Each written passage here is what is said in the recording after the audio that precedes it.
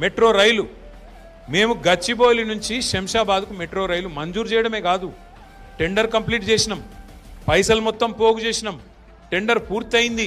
L&T అనే company ఏదైతే metro కట్టిందో వాళ్ళకే వర్క్ వచ్చింది. సరిగ్గా ఈ పాటికి 2 ఏళ్లలోనే పని పూర్తయి ఈ పాటికి చుక్చుక్ రైలును ఉరుకుతున్నాయి మీ కాడికి. ఎందుకంటే మీ దగ్గర ల్యాండ్ అక్విజిషన్ లేదు, భూసేకరణ లేదు. మంచిగా ఓఆర్ఆర్ పక్కెంబడినే తీసినాం తొవ్వ కూడా, అందులోకెళ్ళే పెడితే అయ్యిపోతున్నాయి. ఈ పాటికి 18 నెలల్లో ఈ రైలు రేవంత్ రెడ్డి ఎంత మూర్ఖుడు అంటే ఆయనకు తెలియదు, అర్థం కాదు, అర్థం కావట్లేదు ముఖ్యమంత్రి గారు.